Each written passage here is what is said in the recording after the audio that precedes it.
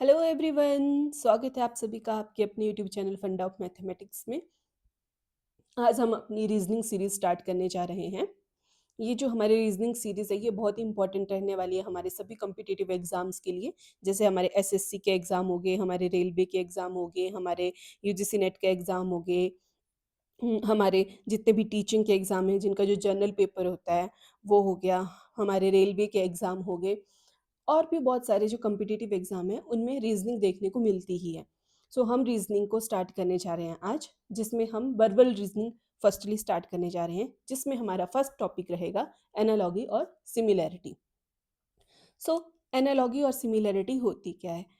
Analogy होती है, similarity और एनालॉगी होती है हमारे पास किन्हीं दो चीज़ों के बीच में समानता या समसंबंधता, कि अगर हमारे पास दो चीज़ें दी गई हैं उनका रिलेशन किसी तीसरी वाली पेयर के साथ भी वैसा ही होगा, तो वहाँ से हम इजीली उसकी वैल्यू फाइंड आउट कर सकते हैं। सो हम स्टार्ट करते हैं। हमारे पास जो एनालॉगी है वो तीन टाइप की रहती है।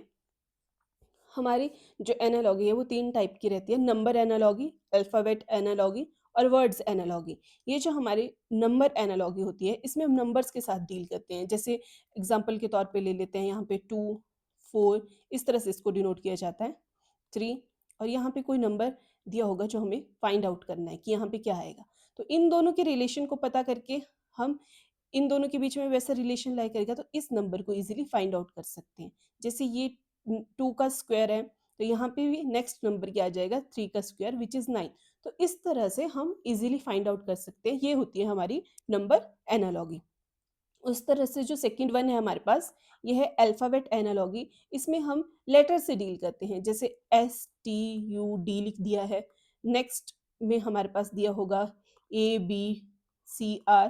तो इन दोनों के बीच में जो रिलेशन होगा वैसे ही एक कोई तीसरा नंबर होगा उसके बीच में भी वैसा ही रिलेशन होगा। तो इस तरह से हम नेक्स्ट वन को फाइंड आउट कर लेते हैं। तो इस तरह से हम ये जो इस तरह के जो हम क्वेश्चन डिस्कस करते हैं वो हमारी अल्फ़ाबेट एनालॉगी में आते हैं। और वर्ड एनालॉगी में हमारे पास किसी दो वर्ड्स के बीच का रिलेशन, जैसे अगर मैं लिख रही हूँ टीचर, तो टीचर का स्टूडेंट, नेक्स्ट टर्म आ गया स्टूडेंट। अब वैसा ही रिलेशनशिप किसी और दो नंबर के बीच में होगा। तो इस तरह से जो रिलेशनशिप होता है किन्हीं दो चीज़ों के बीच में, जो समानता होती है, वो हमारी जो होती है एनालॉगी होती है। सो इसमें जो हम फर्स्ट टॉपिक आज डिस्कस करने वाले हैं वो है हमारा number analogy. So number analogy में हम क्वेश्चंस के साथ साथ डिस्कस करेंगे और प्रैक्टिस करेंगे, आपको बहुत इजीली क्लियर हो जाएगा। तो जैसे हमारी स्क्रीन पे हमें क्वेश्चन दिखाई भी दे रहा है, choose the related number from the given option. हमें बोला गया है कि हमारे पास कुछ ऑप्शंस दी गई हैं, हमें नंबर फाइंड आउट करना है। जैसे कि हमें यहाँ पे 4, 16, 6 दिया गया और ये नेक्स्ट नंबर हमें फाइंड आउट करना है। हमारे पास क्या दिया गया है? हमारे पास दिया गया है 4, 16, 6, और यहाँ पे ये वाला नंबर हमें फाइंड आउट करना है। तो इसे हम कैसे फाइंड आउट करेंगे? हम पहले इन दोनों नंबर को देखेंगे, जैसा रिलेशनशिप इन दोनों नंबर, जैसी सिमिलैरिटी इन दोनों नंबर के बीच में होगी वैसे ही हमारी नेक्स्ट वंस में होगी। सो 4 और 16 के बीच में क्या आ रहा है?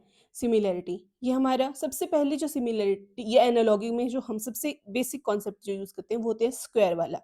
सो सबसे पहले देख लेते हैं कि कहीं ये इन नंबर का स्क्वायर तो नहीं है। हाँ जी, ये 4 की पावर 1 है, ये 4 का स्क्वायर है। तो यहाँ पे ये 6 की पावर 1 है, तो नेक्स्ट नंबर जो आएगा वो आएगा 6 का स्क्वायर। तो 6 का स्क्वायर क्या आ जाएगा हमारे पास? 36। सो हमारे पास जो ऑप्शन नंबर 1 है वो हमारा करेक्ट हो जाएगा। सो इस तरह हम बहुत ही इजीली जो है अपनी एनालॉगी के क्वेश्चन जो है सॉल्व कर सकते हैं। आई होप आपको समझ आ गया होगा। Let's further move to the next. जितने ज़्यादा आप क्वेश्चन प्रैक्टिस करते जाएंगे उतनी ज़्यादा चीज़ें आपको क्लियर होती जाएंगी। नेक्स्ट क्वेश्चन हमारे पास दिया गया है 15, 225, 17, और नेक्स्ट टर्म हमें फाइंड आउट करनी है। हमारे पास क्या दिया गया है? 15, 225, 17, और ये वाली टर्म हमें फाइंड आउट करनी है। अब 15 से हमें 225 तक पहुंचना है। बहुत बड़ा जंप आ रहा है इन दोनों के बीच में। तो या तो ये स्क्वायर होगा या तो क्यूब होगा। तो स्क्वायर वाला कॉन्सेप्ट लगा के देख लेते हैं। 15 का स्क्वायर क्या रहता है हमारे पास? 225। ये क्या है हमारे पास? 15 का स्क्वायर है। तो नेक्स्ट वाले में भी सेम ही रिलेशन होगा, हमें 17 का स्क्वायर निकालना पड़ेगा। 17 का स्क्वायर क्या होता है बेटा हमारे पास? 17 का स्क्वायर होता है हमारे पास 289। यहाँ पे ऑप्शन में 289 दिख रहा है। यस, ऑप्शन नंबर 3 हमारा करेक्ट हो जाएगा। सो इस तरह से सबसे पहली जो चीज़ आपने चेक करनी है, वो चेक करनी है स्क्वायर और क्यूब। इसीलिए आपके लिए स्क्वायर और क्यूब पढ़ना बहुत इंपॉर्टेंट हो जाता है। आपको कम से कम भी 1 to 20 तक तो मिनिमम पता होने ही चाहिए, स्क्वायर भी और क्यूब भी। वैसे तो ये 30 तक होने चाहिए, लेकिन 20 तक भी कर लोगे तो चल पड़ेगा। Moving to the next question हमारे पास दिया गया है। हमारे पास दिया गया है 13, 178 और नेक्स्ट हमें फाइंड आउट करना है। अब 13 और 170 के बीच में रिलेशन कैसे है? ये भी बहुत बड़ा जंप है हमारा, या तो किसी से मल्टीप्लाई होगा या तो स्क्वायर होगा। अब मल्टीप्लाई से पहले हम स्क्वायर को देखेंगे, क्योंकि स्क्वायर और क्यूब से मोस्टली हमारे क्वेश्चन जो है वो बन जाते हैं। तो हमें पता है कि 13 का स्क्वायर क्या होता है बेटा हमारे पास? 169। तो ये क्या आ रहा है? 169 + 1, मतलब कि क्या कर रहे हैं हम? 13 के स्क्वायर में 1 ऐड कर रहे हैं। अब नेक्स्ट 8 का स्क्वायर क्या आ जाता है हमारे पास? 64। उसमें 1 ऐड करके देख लेते हैं, हमारे पास क्या आ रहा है? 65। अगर 65 ऑप्शन में प्रेजेंट है तो हमारा कॉन्सेप्ट सही है। तो देख लेते हैं ऑप्शन। यस, 65 हमारे पास कहाँ आ रहा है? ऑप्शन नंबर 1 में। सो हमारा ऑप्शन नंबर 1 क्या हो जाएगा? Correct. Moving to the next क्या बोल रहे हैं हमारे पास नंबर दिया गया है, बहुत बड़े नंबर हैं, बहुत बड़ा डिफरेंस है, 5, 12 और 9, और नेक्स्ट नंबर जो है वो हमें फाइंड आउट करना है। अब ये 8 का स्क्वायर तो बेटा बन नहीं रहा है। अब 8 से 5, 12 तक पहुंचना है, तो क्यूब देख लेते हैं। क्यूब क्या आ जाएगा हमारा? 8 इंटू 8 इंटू 8, 8 8 64, 64 8 से आ जाएगा हमारे पास। यस, 512। तो ये क्या है हमारे पास? 8 का क्यूब है। तो हमें अब 9 का क्यूब निकालना पड़ेगा। 9 का क्यूब क्या आ जाएगा हमारे पास? 9 9 से 81, 9 से ये आ जाएगा हमारे पास 7 2 9। तो 7 to 9 आपको ऑप्शन में दिख रहा है? Exactly, option number 3। सो यहाँ से हमारा क्वेश्चन इजीली सॉल्व हो गया, हमें बस 9 का स्क्वायर निकालना था। तो 9 का क्यूब निकालना था। इस तरह स्क्वायर और क्यूब का यूज करके हम अपने नंबर एनालॉजी के क्वेश्चंस को बहुत ही इजीली 10 सेकेंड्स में एग्जामिन में हम सॉल्व कर सकते हैं। Moving to the next question क्या दिया गया हमारे पास? 5, 127 और 8। ओके, अब हमारे पास दिया गया 5, 127, 8। अब हमारे पास ये बहुत बड़ा डिफरेंस आ रहा है, तो स्क्वायर से तो ये कवर नहीं हो रहा है। सबसे पहले स्क्वायर से देख लेते हैं, स्क्वायर से ये कवर नहीं हो रहा है, तो अब क्यूब करके देख लेते हैं। 5 इंटू 5 इंटू 5, 5 5 से 25, 25 5 से क्या जाता है हमारे पास? 125। अब ये नंबर 127 है, तो अगर मैं 125 में 2 ऐड कर दूं तो मेरे पास 127 बन जाएगा। मतलब कि हम 5 के क्यूब में ऐड कर रहे हैं 2। अब 8 का क्यूब निकाल लेते हैं। 8 का क्यूब अभी हमने निकाला पीछे, 8 का क्यूब, यस, 512। सो हमारे पास 8 का क्यूब 512 आ गया। अब अगर 512 में हम 2 ऐड कर दें तो क्या आता है हमारे पास? 514। अगर ये वाला ऑप्शन हमें मिल गया तो हमारा कॉन्सेप्ट यूज हो जाएगा। एग्जैक्टली हमारे पास ऑप्शन नंबर 2 क्या आ रहा है? 514। तो इस तरह 10 सेकेंड में हम क्वेश्चन को सॉल्व कर सकते हैं। Moving to the next question में क्या दिया गया है? 49, 343 और 64। ठीक है, ये दिया गया हमारे पास 49, 343, 64 और ये वाला नंबर हमें फाइंड आउट करना है। ठीक है, देख लेते हैं। अब ये 49 का स्क्वायर तो नहीं है, इतना बड़ा नंबर नहीं है क्योंकि ये, तो अब इसे कैसे किया जाए? कुछ मल्टीप्लाई किया होगा, वो देखना पड़ेगा, या तो इसको देख के आपको कोई कॉन्सेप्ट समझ आ रहा है? जैसे अगर मैं इसको देख लूँ तो ये तो 7 का स्क्वायर आ गया, 7 का स्क्वायर हो गया हमारे पास 49, और ये क्या है हमारे पास? 7 का क्यूब है, 343। तो यहाँ पे क्या आ जाएगा मेरे पास? ये 64 8 का स्क्वायर है, तो ये जो नेक्स्ट नंबर क्या आ जाएगा? ये 8 का क्यूब आ जाएगा हमारे पास। तो 8 का क्यूब बेटा हमारे पास क्या होता है? 512। सो इस तरह से डायरेक्ट भी ना दिया हो कि यहाँ पे कोई नंबर उसका आगे स्क्वायर ही दिया हो, डायरेक्ट भी ना दिया हो कॉन्सेप्ट, यहाँ पे स्क्वायर भी लग रहा है और क्यूब भी, इंक्रीजिंग ऑर्डर आ रहा है पावर का, तो आपने ये भी चेक करना है कि अगर ये कंप्लीट स्क्वायर बन रहा है, ये कंप्लीट क्यूब बन रहा है, ये नंबर मतलब कुछ भी बने, चाहे कंप्लीट स्क्वायर चाहे कंप्लीट क्यूब, तो आपने पहले स्क्वायर और क्यूब का ही कॉन्सेप्ट लगाना है। तो हमारे पास ऑप्शन नंबर कौन सा आ रहा है? थर्ड, ऑप्शन नंबर थर्ड हमारा करेक्ट आ रहा है। Moving to the next. अब ये वाला कॉन्सेप्ट जो है थोड़ा स्क्वायर और क्यूब से हटके है। इसमें हमारे पास क्या दिया गया है? हमारे पास दिया गया है 7, 56, 9। अब इसमें ना ये स्क्वायर लग रहा है ना क्यूब लग रहा है, तो इसे कैसे सॉल्व करेंगे? अब मैं यहाँ पे देखूं बेटा, अगर सिमिलरिटी आती है, इसको कॉन्सेप्ट से भी और ट्रायल एरर मेथड से भी कर लेते हैं हम। जैसे 5 को अगर 7 को मैं अगर 8 से मल्टीप्लाई कर दूं तो मेरे पास 56 आ जाएगा। अगर 9 को मैं 8 से मल्टीप्लाई कर दूं तो मेरे पास क्या आता है? 72। अगर 72 ऑप्शन में अवेलेबल है तो हमारा ये कॉन्सेप्ट लग जाएगा, वरना हमें कोई और कॉन्सेप्ट भी ट्राई करना पड़ सकता है, लेकिन हमारे पास ऑप्शन में 72 अवेलेबल है, तो हमारा सिंपल मल्टीप्लिकेशन वाला कॉन्सेप्ट लग गया। ये बहुत ही इजी क्वेश्चन था। ऐसे क्वेश्चन भी कई बार पेपर में देखने को मिलते हैं, जैसे डायरेक्ट मल्टीप्लिकेशन से हो जाएंगे, डायरेक्ट सम से हो जाएंगे, डायरेक्ट डिवाइड से हो जाएंगे। ऐसा नहीं है कि सभी क्वेश्चन स्क्वायर और क्यूब से ही सॉल्व होंगे, लेकिन अगर नंबर बहुत बड़ा है फर्स्ट नंबर से, तो आप हमेशा स्क्वायर या क्यूब का ही कॉन्सेप्ट लगाएंगे। Moving to the next. Next क्या है हमारे पास? नेक्स्ट हमारे पास दिया गया बेटा 8, 45, 9 और नेक्स्ट नंबर हमें फाइंड आउट करना है। ठीक है, अब 8 से 45 तक पहुंचना है। अगर मैं 8 5 सा कर दूं तो 40 आ गया, उसमें 5 ऐड कर दूं तो मेरे पास क्या आ जाएगा? 45। मतलब मैंने मल्टीप्लाई करा 5 से और उसमें 5 ऐड कर दिया। अब 9 के साथ भी कर लेते हैं, इसको मल्टीप्लाई कर लेते हैं 5 से, तो ये आ जाएगा 45, उसमें 5 ऐड कर देते हैं। अगर जो 50 हमारा ऑप्शन में अवेलेबल है तो हमारा क्वेश्चन यहीं पे सॉल्व हो गया। तो हमारा 50 किस ऑप्शन में आ रहा है? Option number 2। सो हमारे पास सॉल्यूशन क्या आ रहा है? 50। सो इस तरह से सिंपल मल्टीप्लिकेशन का कॉन्सेप्ट लगा के भी हम क्वेश्चन को सॉल्व कर सकते हैं। बस आपने ध्यान देना है कि हमें फर्स्ट नंबर से जब सेकंड नंबर के तक पहुंचना है, इनका जो बीच का रिलेशनशिप है वो निकालना है। तो जो नेक्स्ट नंबर है वो, अगर ये ऑप्शन हमारे पास एग्जैक्ट मिल जाता है तो वो वही कॉन्सेप्ट फॉलो कर रहे हैं, अदरवाइज हम नेक्स्ट कॉन्सेप्ट में मूव कर सकते हैं। So moving to the next. हमारे पास नेक्स्ट क्वेश्चन क्या दिया गया बेटा? अब आगे बड़ा नंबर दिया है, फिर हमारे पास छोटा नंबर है, फिर से एक बहुत बड़ा नंबर है, तो यहाँ पे मतलब छोटा नंबर आने वाला है इससे 574 से। सो इसको कैसे करेंगे बेटा?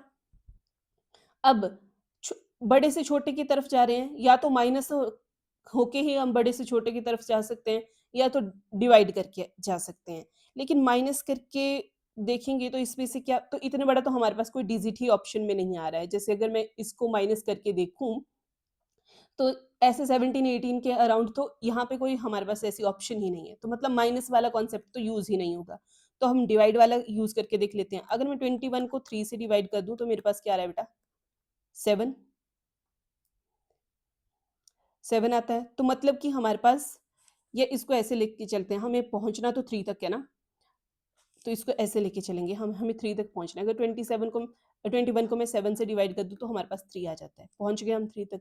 अब अगर इस टर्म को भी ऐसा रिलेशन सेटिस्फाई करेगी ये भी, तो मैं 574 को 7 से डिवाइड कर देती हूँ।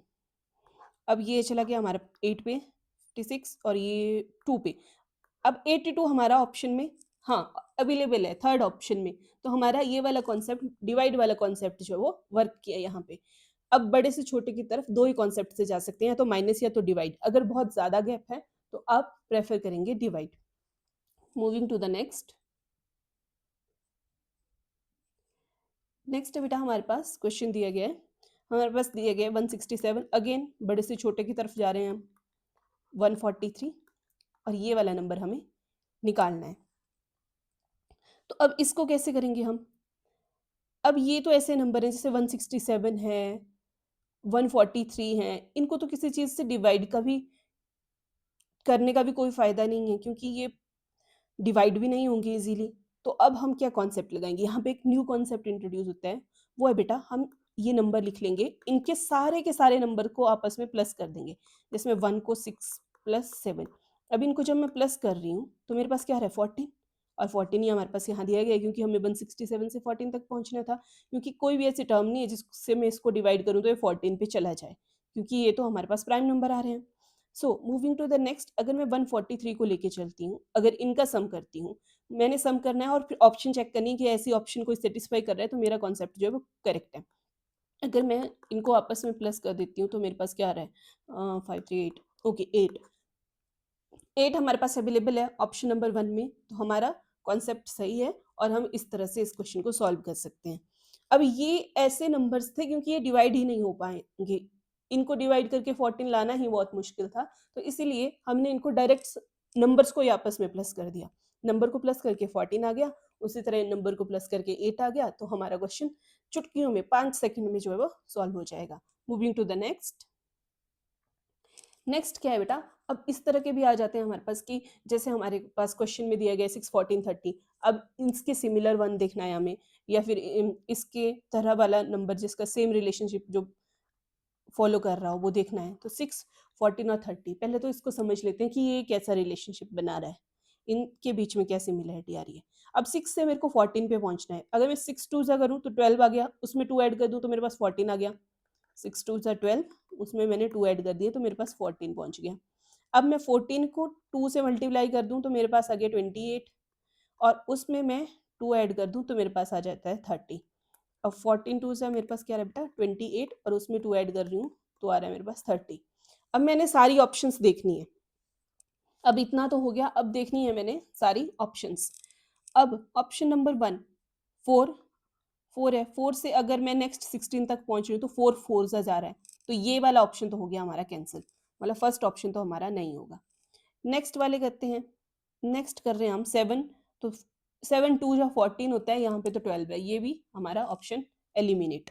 थर्ड वाले को चेक करते हैं, 6 2 से 12 तो है, पर इसमें हमें ऐड भी तो करना था ना, 14 पे पहुंचना था, तो ये भी कट हो गया हमारा। अब 5 लास्ट वाला कर लेते हैं, तो 5 2 सा हमारे पास होता है 10, उसमें 2 ऐड किए तो मेरे पास आ गया 12, एक तो हो गई। दूसरी वाली चेक कर लेते हैं, अब 12 2 जा हमारे पास क्या होता है बेटा 24, जिसमें 2 ऐड करें तो आ गया 26, मतलब कि हमारी ये वाली ऑप्शन क्या हो जाएगी correct. 5 12 and 26 similar relationship show कर रही है 6 14 और 30 की। तो इस तरह से भी क्वेश्चन पूछा जा सकता है और पूछे जाते हैं, ये मोस्टली एग्जाम में पूछे गए ही क्वेश्चन है। So moving to the next, और बहुत ही इजीली आप जो है कुछ सेकंड्स में इन क्वेश्चंस को सॉल्व कर सकते हैं, और ये एग्जैक्ट आपको नंबर देके जाते हैं, स्कोरिंग टॉपिक होता है। तो हमारे पास नेक्स्ट नंबर है वो 2 4 8। अब 2 2 जा 4, 4 2 जा 8, ये कॉन्सेप्ट लगा सकते हैं हम। अब पर नीचे ऑप्शंस में देखो बेटा, 525 और 125, ये तो कहीं से 2 और उससे 2 में मल्टीप्लाई में नहीं हो रहे हैं। 9 3 और 9 भी 2 पे मल्टीप्लाई, 1 और 2 भी नहीं, 4 और 16, तो मतलब हमारा ये 2 वाले मल्टीपल होने का कॉन्सेप्ट तो हो गया रॉन्ग। अब हम एक बहुत ही फेमस हमारे कॉन्सेप्ट थे स्क्वायर या पावर वाले, उसको चेक कर लेते हैं। तो ये यहाँ इसको मैं लिख सकती हूँ 2 की पावर 1, इसको लिख सकती हूँ 2 की पावर 2, इसको लिख सकती हूँ 2 की पावर 3, तो मतलब पावर कंटिन्यूअसली इंक्रीज हो रही है। सो इसको चेक कर लेते हैं। इसको चेक करेंगे बेटा जब हम, तो हमारे पास 5 1 जा 5 की पावर 1 पे 5, ठीक है, 5 का स्क्वायर 25, ये भी ठीक है, और 5 का क्यूब, 5 का क्यूब क्या आ जाता है बेटा हमारे पास, 5 का क्यूब आ जाता है हमारे पास 5 इंटू 5 इंटू 5, 25 इंटू 5, 25 इंटू 5 करते हैं तो ये क्या आ जाता है हमारे पास 125। सो हमारी ऑप्शन नंबर 1 ही क्या हो गई हमारी करेक्ट ऑप्शन हो गई।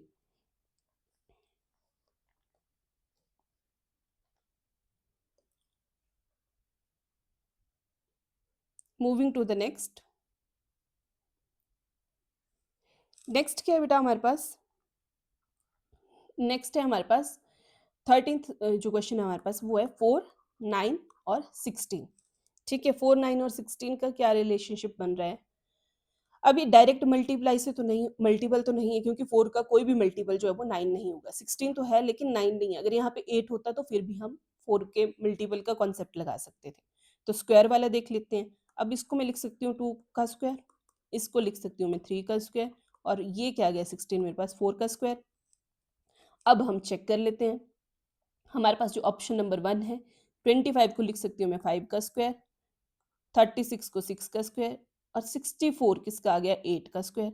अब ये तो कंटिन्यूअस में आ रहे हैं ना, जैसे 2 3 4, कंसेक्यूटिव इंटीजर हैं, लेकिन ये कंसेक्यूटिव इंटीजर नहीं आ रहे हैं, तो मतलब हमारे पास ऑप्शन 1 तो क्या हो गई, निगलेक्ट। अब मूविंग टू द ऑप्शन 2, अब 36 तो आ गया बेटा 6 का स्क्वायर, 81 आ रहा है हमारे पास 9 का स्क्वायर, तो ये भी कंटिन्यूटी में नहीं है, तो ये ऑप्शन भी हमारा कट हो गया। और आगे 110 का स्क्वायर आ रहा है, तो इसको भी कट कर देते हैं। नेक्स्ट क्या आ रहा है हमारे पास, थर्ड वाला जो क्या आ रहा है बेटा 4 का स्क्वायर, 16, 36 कितना आ रहा है 6 का स्क्वायर, और 49 क्या आ रहा है 7 का स्क्वायर। यहाँ पे भी 5 मिसिंग है, तो ये भी हमारी ऑप्शन जो है वो कट हो जाएगी, थर्ड भी। तो हमारे पास एक ही ऑप्शन बची, वही सही होगी, लेकिन हम चेक भी कर लेंगे। तो 49 किसका स्क्वायर आ रहा है बेटा, 49 आ रहा है, 49 आ रहा है 7 का, 64 8 का स्क्वायर, और 81 किसका आ रहा है बेटा 9 का स्क्वायर। तो ये हमारे 7 8 9 कंसेक्यूटिव इंटीजर आ रहे हैं, तो हमारा ऑप्शन नंबर 4 क्या हो जाएगा, करेक्ट हो जाएगा। सो इस तरह से बेटा आप बहुत ही इजीली अपने क्वेश्चंस को जो है सॉल्व कर सकते हैं। मैं एक चीज़ लिख दे रही हूँ, वो आपके लिए बहुत इंपॉर्टेंट रहेगी। सबसे पहले आपने देखना है स्क्वायर तो नहीं बन रहा है, क्यूब तो नहीं बन रहा है, उसके बाद आपने मल्टीपल देखना है, उसके बाद आपने डिवीज़न देखना है अगर बड़े से छोटे की तरफ जा रहे हैं, फिर सम देखना है, और फिर हमारा सब्ट्रैक्ट देखना है। इस सीरीज़ में देखना है बेटा आपने, इस तरह से हमेशा चेक करनी है। फर्स्ट प्रेफरेंस आपने हमेशा स्क्वायर और क्यूब को देनी है, ये हमारी ट्रिक होती है क्वेश्चन को सॉल्व करने की।